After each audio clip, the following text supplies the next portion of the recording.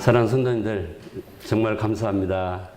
저같이 이렇게 연약하고 참 볼품없는 자이지만 함께 이렇게 교제할 수 있도록, 또 함께 이렇게 나눔의 시간을 통해서 즐겁게 얼굴을 대해주시니까 제가 굉장히 힘이 나요. 전 참 소심한 남자거든요. 그리고 제가 속이 이렇게 굉장히 넓은 사람인 줄 알았어요. 그런데 나이가 한 해 뒤에 먹어가면서 이렇게 넓어져야 되는데 제 마음은 이렇게 좁아지더라고요. 제가 사역을, 전심 사역을 놓을 수 있는 그것도 뭐냐면, 내가 이 마음이 좁아지는데, 성도들은 많아지는데 마음은 좁아지면 되겠어요, 안 되겠어요?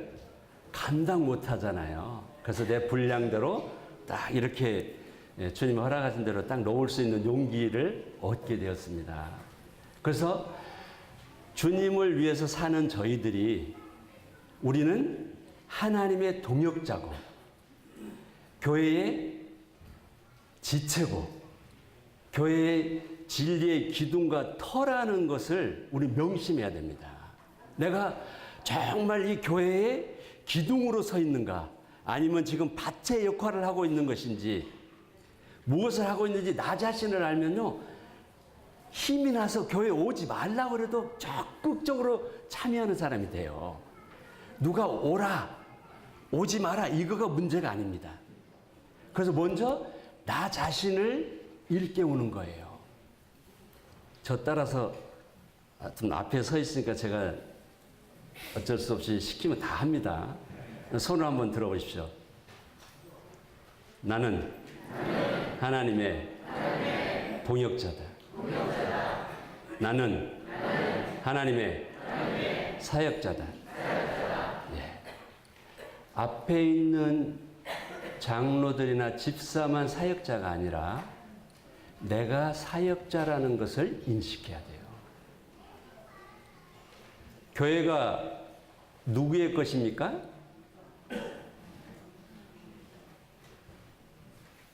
내가 갖고 있는 집은 누구 것이죠? 예? 주님의 것. 교회는 그럼 누구 것이에요? 주님의 것. 말은 그렇게 하지만 내가 갖고 있는 내 집은 내 것이 맞습니다. 다른 사람이 달라고 하면 줘요, 안 줘요? 주님이 주라고 하면 줍니까, 안 줍니까? 예, 계산해야죠. 우리 양심이 정말 내 것은 내 것이고 교회 것은 우리 것이에요. 교회는 우리 것이에요. 그래서 저희 남원에 모일 때요, 집에 이사 가면서 헌 것은 우리 성도들 속에 교회에다 갖다 놔. 막 전부 다 새 것이 오는 것이 아니라 헌 것만 교회가 오는 거예요. 우리 것은 헌 것도 돼. 근데 내 것은 새 것이어야 돼. 제가 틀린 말 했습니까? 좀 양심에 조금 찔린 사람도 있을 거예요. 저도 많이 찔립니다.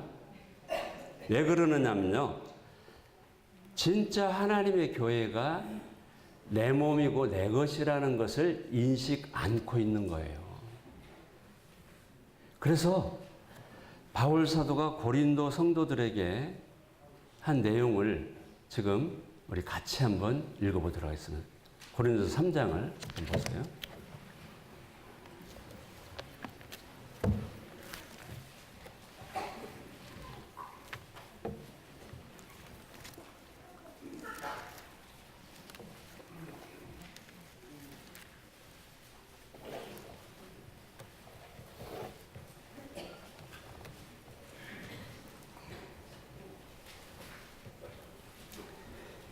고린도전서 3장 6절에서 9절까지 같이 한번 읽겠습니다. 6절에서 9절까지 시작. 나는 심었고 아볼로는 물을 주었으되 오직 하나님은 자라나게 하셨나니 그런즉 심는 이나 물 주는 이는 아무것도 아니로되 오직 자라나게 하시는 이는 하나님뿐이니라. 심는 이와 물 주는 이가 한 가지이나 각각 자기의 일한 대로 자기의 상을 받으리라. 우리는 하나님의 동역자들이요 너희는 하나님의 밭이요 하나님의 집이니라. 우리를 하나님의 밭이라고 그러고 집이라고 얘기했습니다. 근데 우리는 교회에 드러나는 사람들, 일하는 사람들 많이 보이잖아요. 그리고 교회에 조그만 잘못되면 내 책임이라는 것을 느낍니까? 아니면 일하는 사람의 책임이라고 느낍니까? 솔직히 얘기해 보세요. 누구 책임이요? 예, 모든 화살이 일하는 일꾼들에게 딱 가는 거예요. 그것도 못 돌봐? 그것도 못 가르쳐? 막 이렇게 모든 일꾼들에게. 그리고 자기는 쏙 빠지는 거예요. 근데 실제로 이렇게 손이 하면 4개 손가락이 몇 개 옵니까? 예, 정확히 하죠. 이렇게 하는데 왜 4개가 옵니까? 예, 3개가 4개 오죠. 한 번 이렇게 하면요, 3번 자신을 돌아보라 이 얘기예요. 이 손이 말해주고 있어요, 지금. 그런데 그거 아니고 이렇게 하는 거예요, 이렇게. 내가 하나님의 밭이고 집이란 사실을 잊어버리는 거예요. 심는 이나 물 주는 이는 일반이에요. 동일하대요. 그런데 자라나게 하시는 곳은 하나님께 달려있는 거예요. 그러면 어떻게 된 거? 우리는 주님, 이 일을 허락하신 것이 내 삶을 일깨워 주는 거군요. 나로 하여금 다시 뭔가를 할 수 있도록 기회를 주시는 거군요. 이렇게 바꿔야 되는데 우리는 네가 잘못했어. 흑백만 나누려고 하는 나의 얄팍한 속성 때문에 많은 일들을 그르치는 거예요. 제가 숱하게 이런 일들을 반복하면서 심지어는 교회 이제 자매님들을 양육하기 위해서 오제이 깁슨에 모셔가지고 우리 4단계 한참 엄청 우리나라에 이제 회오리바람 불었잖아요. 그때 저도 그런 것들을 딱 시작하려고 했을 때 형제들 중에서 왜, 무엇을, 어떻게 육가 원칙을 딱 들어가지고 지적하는 거예요. 뭐 때문에 그거 하려고 그러냐? 무엇 때문에?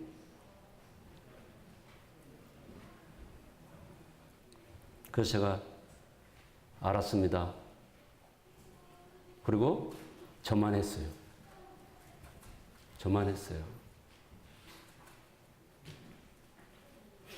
그런데 저만 하다 보니까 그게 내 옷에 안 맞더라고요. 그래서 그것을 믿음의 동역자하고 그 분량을 바꿔서 우리의 옷으로 맞춰서 우리 교회가 시행을 하게 됐습니다.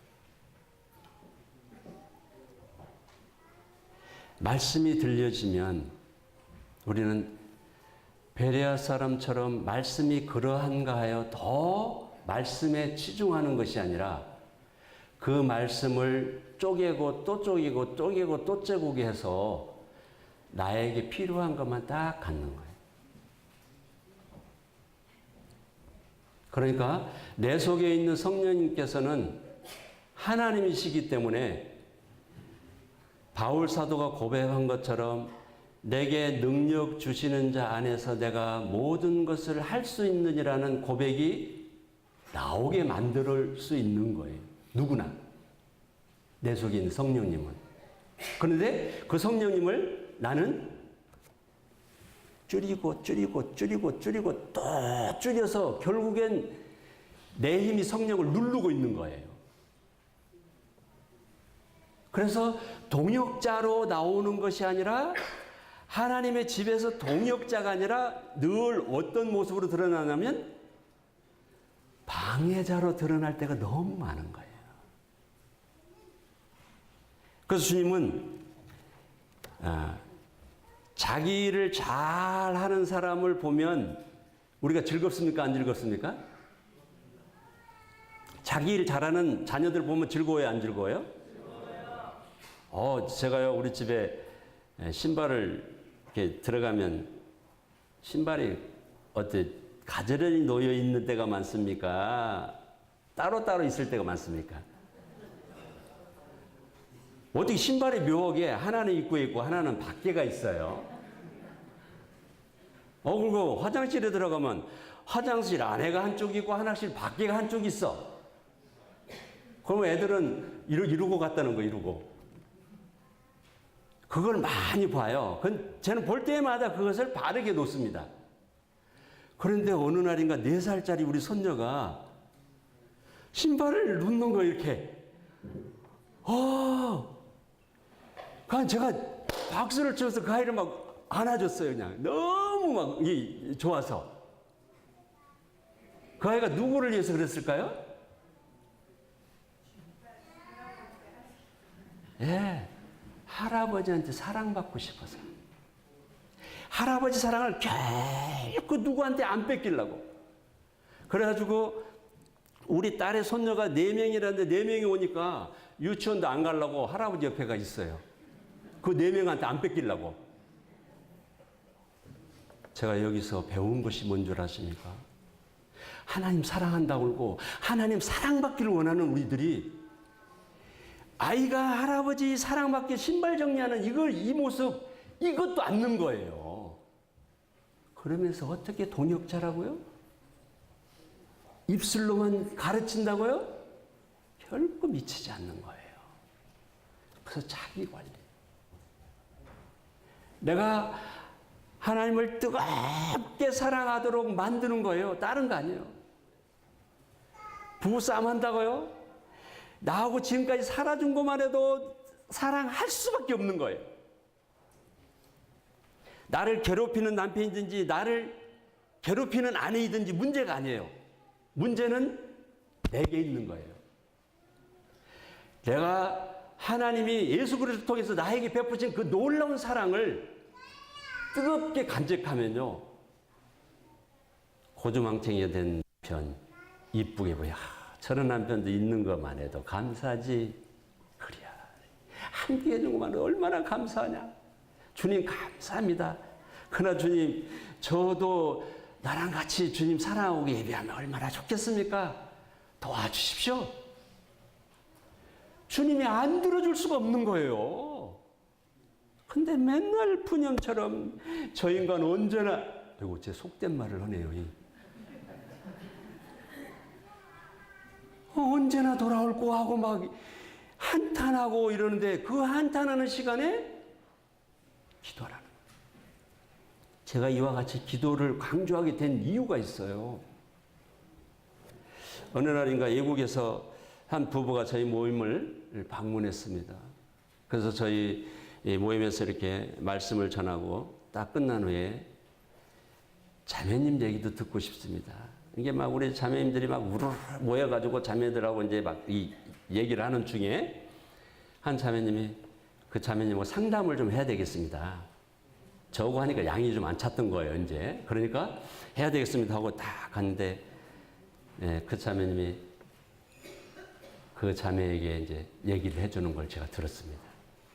어떤 얘기를 했냐면, 우리 남편은요, 술 좋아하고요, 학교 선생입니다. 술 좋아하고, 다른 사람에게는 아주 A급인데, 저에게는 F예요. 근데 그 노자매님이 딱 모든 거 다 들어주더니요. 우리는 듣는 중이 어때요? 듣는 중에 말을 많이 끊잖아요. 급해가지고.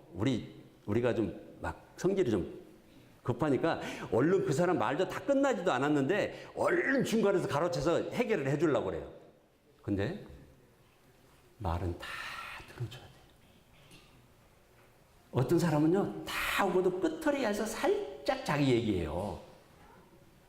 중간의 얘기는 전부 다 다른 얘기하는 거예요. 그러니까 끝까지 안 들어주면 해결이 안 돼요. 그러더니 그 노자매님께서 하시는 말씀이, 자매님이 믿음이 없는 그 기도는 주님 앞에 상달이 안 됩니다. 어떻게 남편이 절대 절대로 구원받지 못할 것이라고 단정하면서 기도를 합니까? 그러니까 그 자매님 어때요? 오, 내가 은연중에 우리 남편은 절대로 구원받지 못한다는 걸 은연중에 계속 얘기하고 있는 거예요. 그 자신을 발견하고 돌이켰는데 얼마 후에 그 남편이 돌아온 거예요. 놀라운 거예요. 믿음 없이 기도하는 모든 것들은 하나님 앞에 받지 못합니다. 하나님 약속해 주신 주 예수를 믿으라 그리하면 너와 네 집이 구원 얻으리라는 약속의 말씀을 해주셨기 때문에 이 약속의 말씀이 속히 이루어져서 이 말씀이 우리 집안에 영광스럽게 드러나기를 원합니다. 정말 인색하네요. 용감하게 아멘 해봐요. 예, 맞으면 아멘 해야죠. 그렇잖아요. 근데 이와 같은 걸 안 하니까 너무나도 계속해서 제가 그때 그 상황의 얘기를 들으면서 그래, 하나님의 집에서 하나님의 밭에서 우리는 마음껏 심고 마음껏 거둘 수 있는 기회를 지금 우리 모두에게 주신 거예요. 그 일꾼으로 우리를 모두 불러주신 거예요. 어느 사람만 복음 전하고 어느 사람만 성도 돌보는 게 아니라 각각 몸에 붙어 있는 대로 내가 한번 지폐를 빠지면 이 손가락 끝에 있는 이 지체가 중간에 있는 이 지체가 한번 빠져버리면 공급이 안 되잖아요. 공급이. 내가 얼마나 중요한 사람이라는 걸 생각하면서 내가 빠지면 야, 다른 사람에게 이게 전달이 안 된다고 하면서 적극적으로 참여하는 거예요. 그게 바로 사랑과 선행으로 격려하는 사람이 되어가는 거예요. 저는 여기에 본데 우리에게 주님은 정말 위로되게 하는 일이 뭐냐면 각각 일한 대로 상을 준대요. 그러니까 우리 아내가 일한 거 부부는 한 몸이에요. 한 몸이야. 한 몸입니까? 한 몸 아닙니까? 예, 부부가 왜 남편에게 요구사항이 많고 아내에게 요구사항이 많으냐면 한 몸이기 때문에 우리 둘이 같이 상을 받을 것이 많은데 서로 잘하기 위해서 쪼는 거예요. 그래서 아내들이 쪼는 거 형제들만 따라서 합니다. 아내 주심. 저보다 짧게 하면 어떡해요.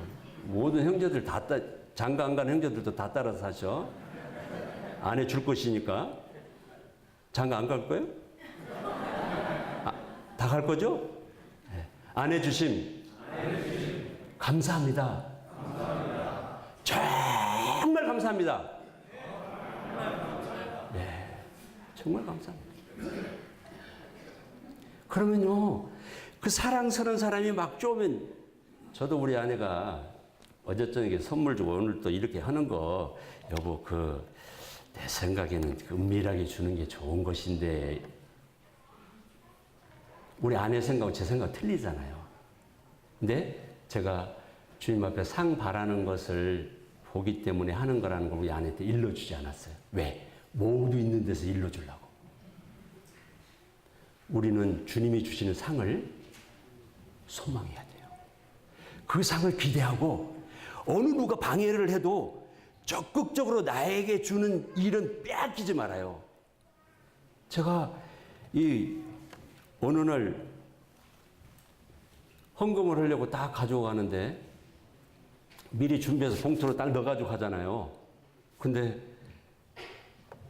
그 헌금을 누군가가 주라고 그러는 거예요.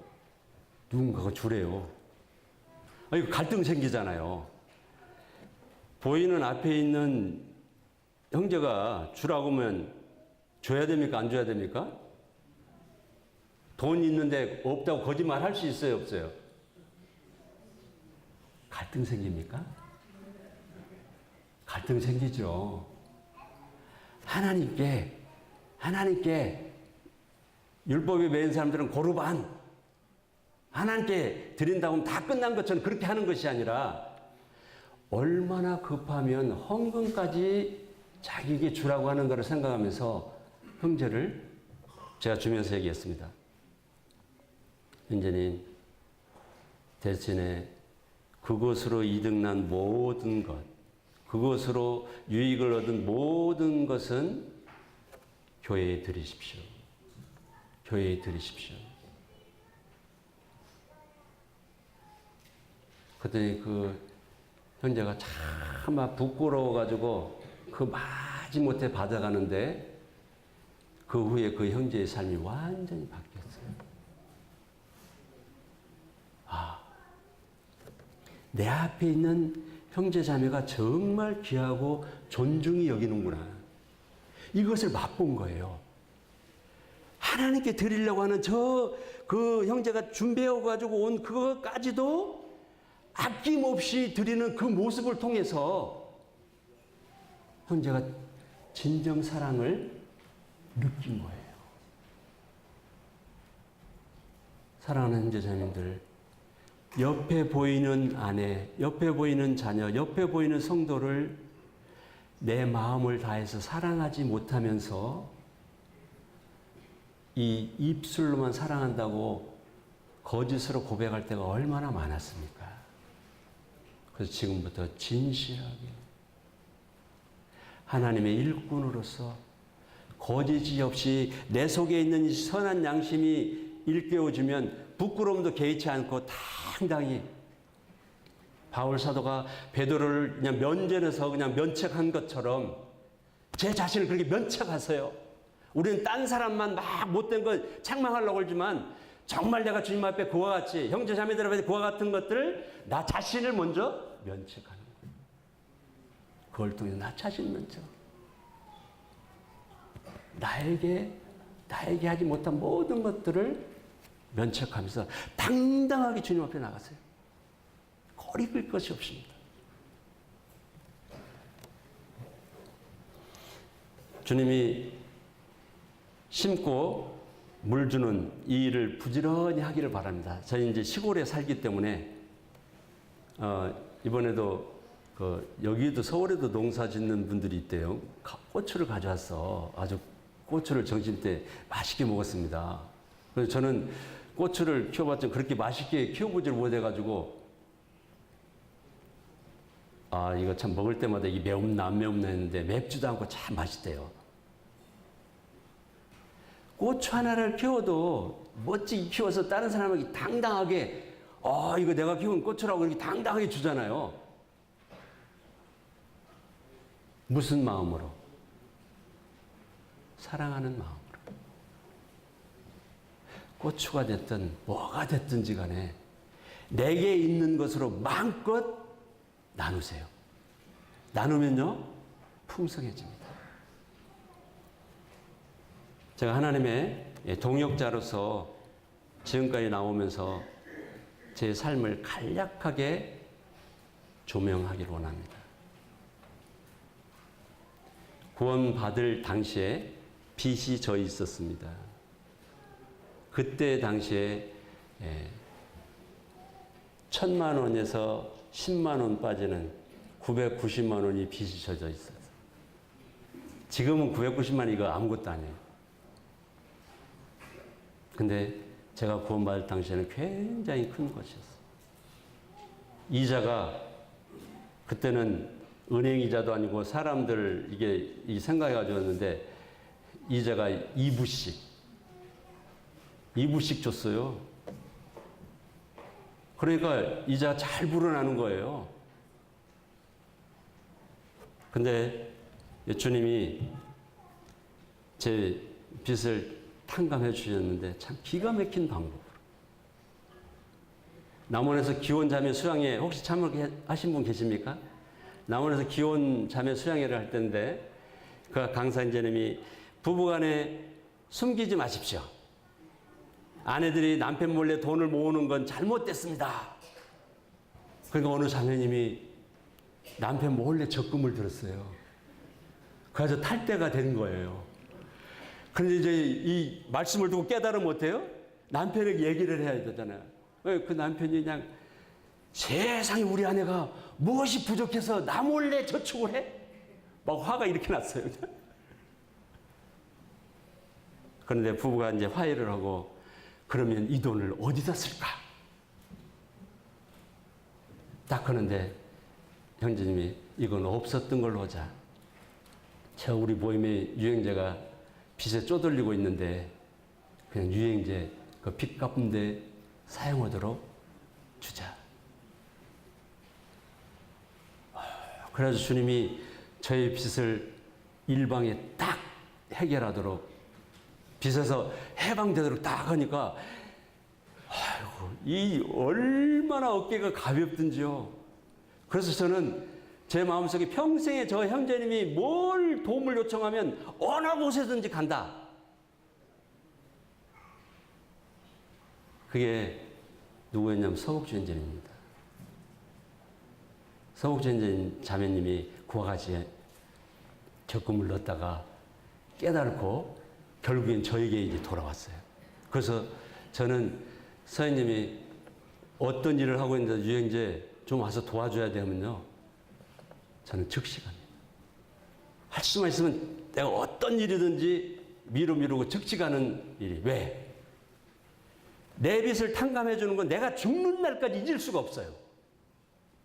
세상에서 이런 빚도 탕감해 준 형제에 대해서 감사하면서 즉시로 간 마음을 갖고 있는 내가 하나님의 사랑을 나의 모든 죄의 빚을 다 탕감해 주신 예수 그리스도 그분이 음성이 들려졌을 때 돈을 탕감해 준 형제보다 더 존중히 여기고 더 적극적으로 참여하는가 자신을 돌아보면서 눈물을 흘릴 때가 참 많았습니다.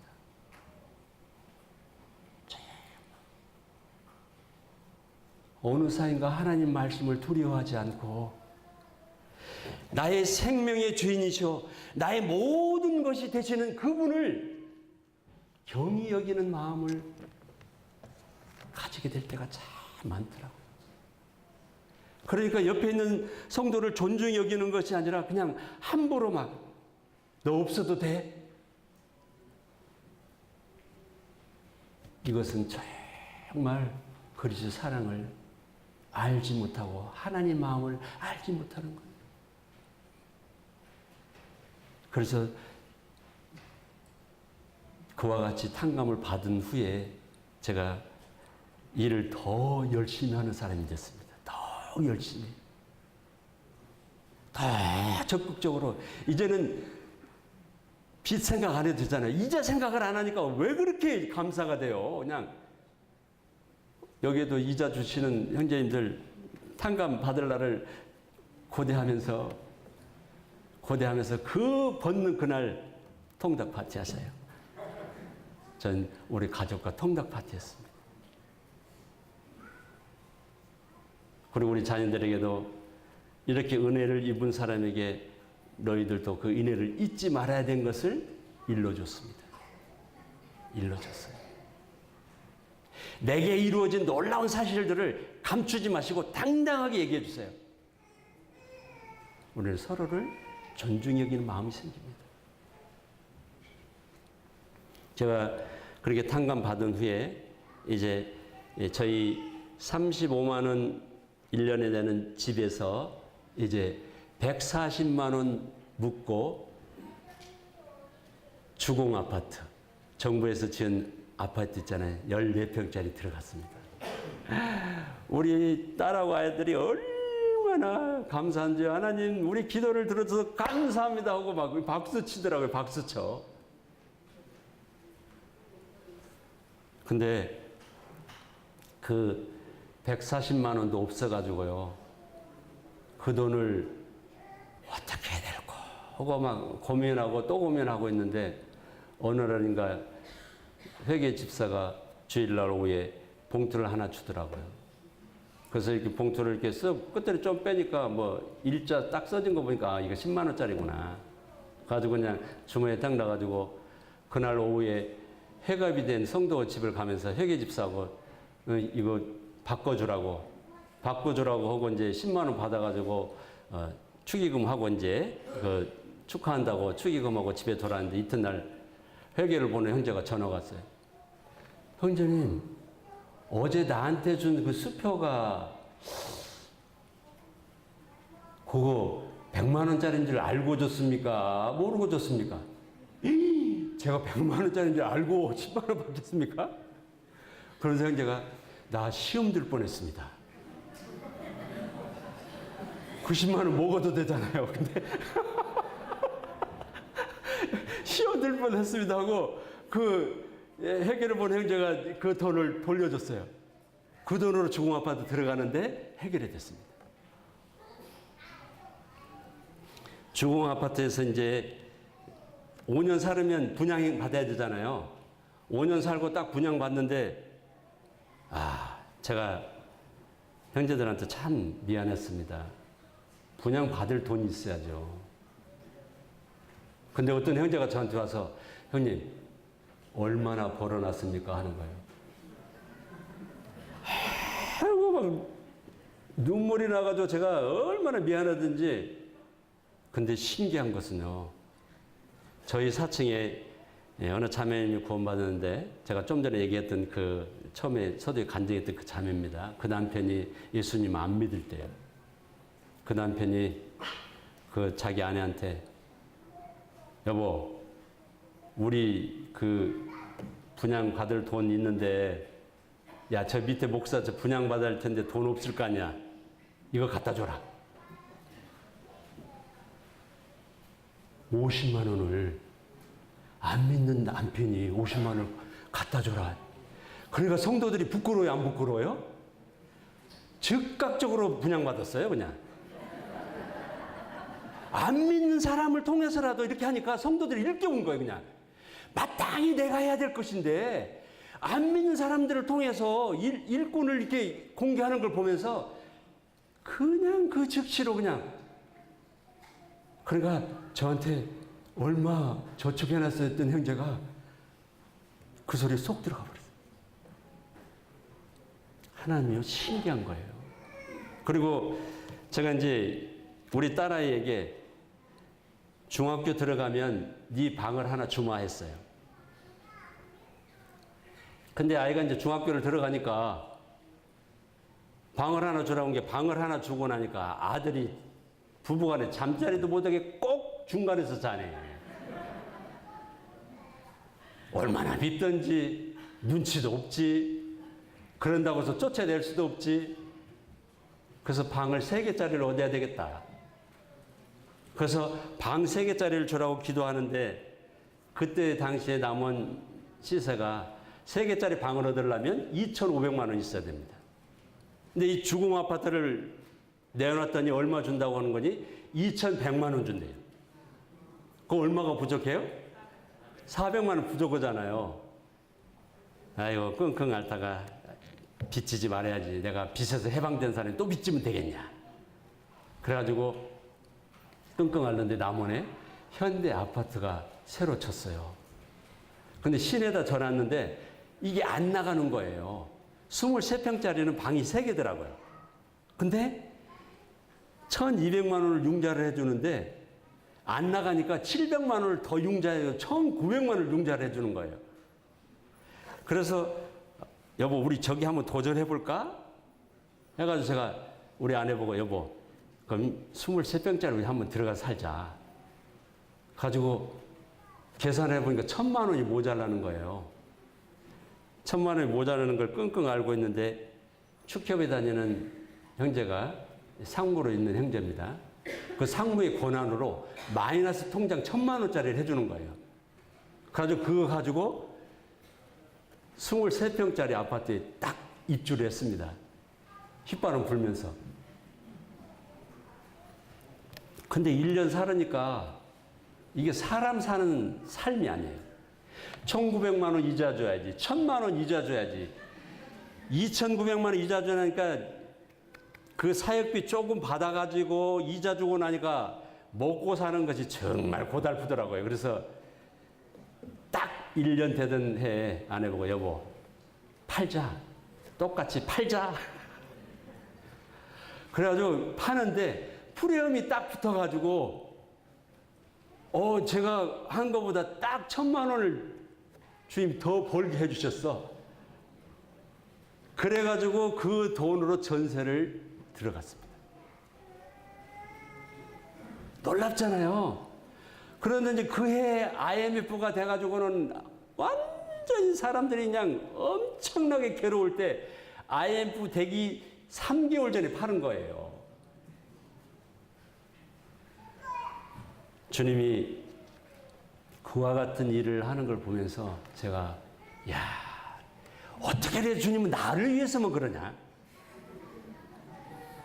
모든 게 주님은 나만 위한 것 같아. 나만 사랑하는 것 같아. 얼마나 좋아요. 그래가지고 우리 아내하고 손잡고 막 신나게 다니는데 우리 아내가 저기가 예배당을 지면 좋겠다. 그래서 저희 아파트 쳐다보는 우리 아내가 쳐다보고 말한 그곳이 진짜로 예배당을 졌어요. 참 놀랍더라고요. 생각한 것에 주님이 다 맞춰주시는 거예요. 그래서 거기에 아파트 전세로 살다가 예배당을 져서 예배당 2층 사택으로 이사를 했습니다. 거기에서 10년쯤 살다가 다시 형제들이 시내로 나가겠다는 거예요. 근데 저는 여기까지다. 세상에 난 지금 여기까지만 다 끝나면 좋겠는데 젊은 형제들은 왜 그렇게 커요? 나는 이렇게 좁은데 젊은 형제들은 넓어가지고 큰 데로 해야 된다는 거예요. 제가 이길 수 있어요? 없어요? 못 이겨요. 형제들 어떻게 이깁니까? 못 이겨요. 절대 저 죽는 날까지 못 이깁니다. 계속 따라가요. 그 형제들 따라서 또 가는데 그러면 주님이 제가 갈라디아서 있는 말씀을 예배당을 짓는데 각각 자기의 짐을 지자 하는 메시지를 전했습니다. 근데 돌아와서 딱 하는데 주님이 너는 어떤 짐 질 건데? 주님 저는 아무것도 없잖아요. 근데 제가 그때 조그만 주택을 하나 쳐서 살았습니다. 시간이 없으니까 그 상약하고 집을 살았는데 이 정부 융자금을 얻어서 지은 집인데 우리 아내가 차를 타고 내릴 때마다 뭐라고 하니 공중에 나는 새도 집이 있고 여우도 굴이 있는데 인자는 머리 둘 곳이 없다.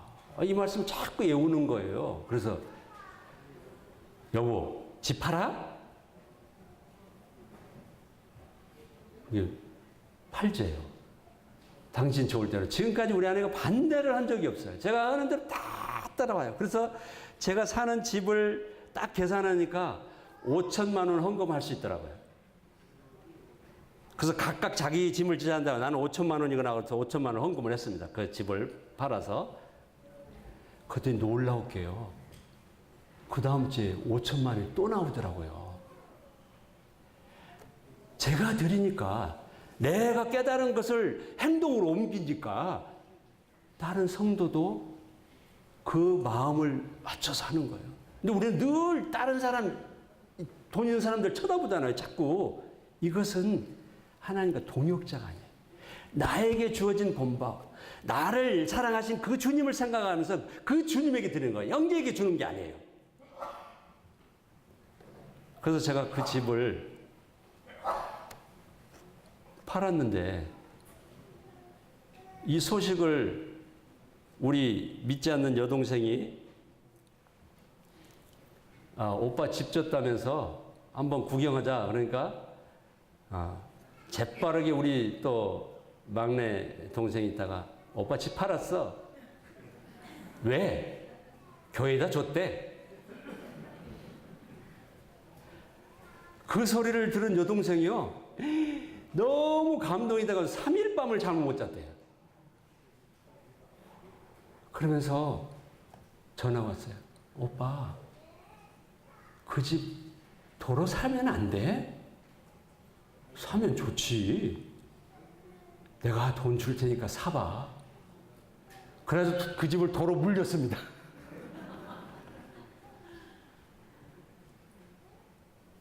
그 집이 도로 내 것이 됐어요. 그런데 제가 저에게 그렇게 사랑을 베풀었던 동생이 이 회사 직원을 잘못 둬서 직원이 공자금을 싹 다 빼먹어 버린 거예요. 그래가지고 회사 부도가 났어요. 제 이 소식을 듣고 내가 집을 갖고 편안히 살면 못하냐. 그래서 그 집을 또 팔았습니다.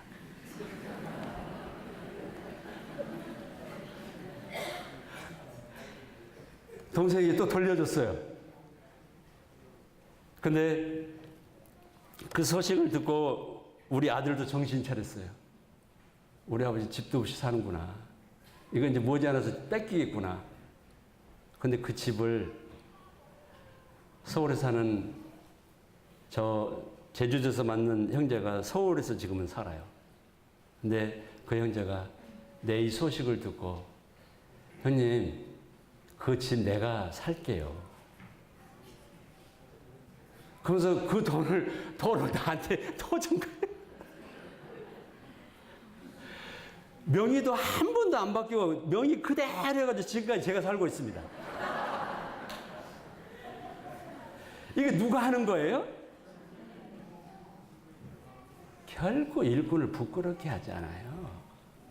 주님이 내 선한 양심을 따라서 행한 나를 결코 부끄럽게 하지 않습니다. 저는 가난한 사람이 아닙니다. 저는 구걸하는 사람이 아닙니다. 전능하신 하나님이 나와 함께 계시고 그분이 때마다 일마다 나의 모든 쓸 것을 공급하시고 나의 나아갈 길을 비춰주시고 나보다 앞서 행하시기 때문에 뒤따라가는 저는 편안합니다. 뒤따라가는 저는 두려움이 없습니다.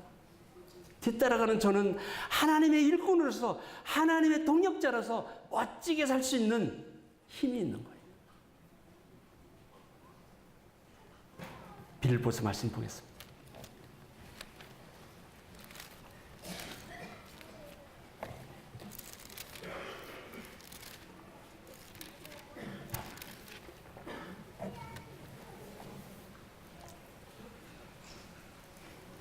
빌립보서 2장을 보겠습니다. 2장 1절에서 4절까지 같이 봉독하겠습니다. 빌립보서 2장 1절에서 4절입니다. 시작. 그러므로 그리스도 안에 무슨 권면이나 사랑의 무슨 이로나 성령의 무슨 교제나 국률이나 자비가 있거든 마음을 같이하여 같은 사랑을 가지고 같은 뜻을 합하며 한 마음을 품어 아무 일에든지 다툼이나 허용으로 하지 말고 오직 겸손한 마음으로 각각 자기보다 남을 낮게 여기고 각각 자기 일을 돌볼 뿐더러 또한 각각 다른 사람들의 일을 돌보아 나의 기쁨을 충만하게 하라. 사랑하는 성도님들, 우리의 남은 믿음의 경주에서 이 말씀을 새겨두십시오. 나는 하나님의 밭에서 하나님의 집에서 내가 어떤 은사를 가지고 어떤 일을 할지라도 여기에 말씀하시는 것처럼 마음을 같이 하는 것입니다. 마음을 같이 하는 거예요. 그리고 같은 사랑을 가지는 거예요. 우리는 예수 그리스도의 사랑입니다. 예수의 그리스도의 사랑은 어제나 오늘의 영원토록 동일한 사랑인 것이에요. 우리 같이 이렇게 바뀌는 사랑이 아닙니다. 그 동일한 사랑을 가지고 한 마음을 품는 거예요. 이게 하나님과 함께하는 사역자로서 당당하게 나가는 것입니다. 저는 많은 것들을 더 하고 싶은 저의 욕구는 있지만 내 속에 있는 성령님께서는 너는 여기까지다. 여기까지다. 마무리를 하면서 제가 첫날 저의 구원받은 간증을 했습니다. 나같이 쓸모없고 정말 볼품없는 자도 하나님이 값주고 예수 그리스도의 놀라운 그 핏값으로 사셔가지고 하나님의 몸된 지체로서 사용하신 그것은 내가 예수 그리스도의 옷을 입었다는 거예요. 어디를 가든지 간에 나는 예수 그리스도라는 것을 잊지 마세요. 어느 곳에 있든지 나는 그리스도의 옷을 입은 사람이다. 그러면 조심하며 살 수밖에 없습니다. 특히 말할 때 그리스도의 사람이라는 걸 생각하면서 말을 하세요. 말은 내 입에서 한 번 나오면 결코 돌이킬 수 없습니다. 주워 담을 수가 없어요.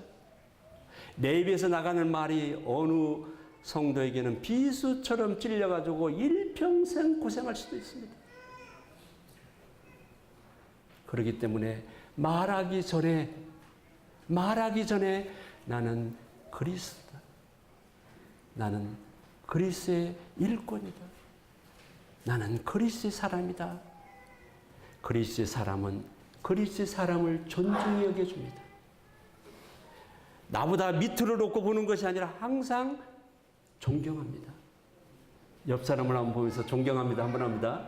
존경합니다. 존경합니다. 자, 한 번 더 합시다. 존경합니다. 네, 네.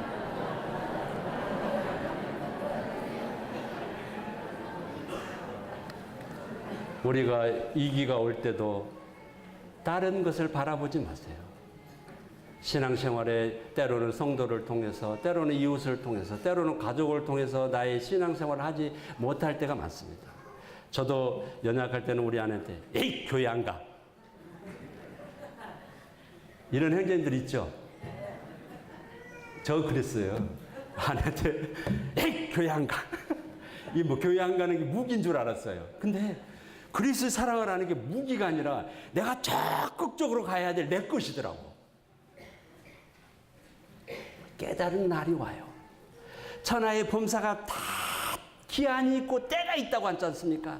그 때를 기다려주는 것이 그리스도의 사람들입니다. 마지막으로 한 말씀 보고 마치겠습니다. 잠언 4장을 보겠습니다.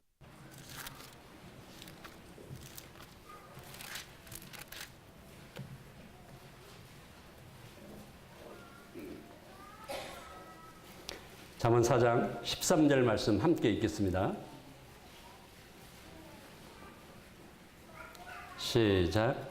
훈계를 굳게 잡아 놓치지 말고 지키라. 이것이 내 생명이니라. 저는 귀한 수양회를 통해서 주의 성령님께서 우리에게 일깨워 주신 것을 들었습니다. 이제 나머지 몫은 굳게 잡아서 놓치지 않는 거예요. 놓치지 않는 거예요. 그리고 생명이라는 것을, 그리스도의 말씀이 나의 생명이라는 것을 잊지 마십시오. 굳게 잡아서 놓치지 마세요. 함께 해주셔서 정말 감사합니다. 사랑합니다.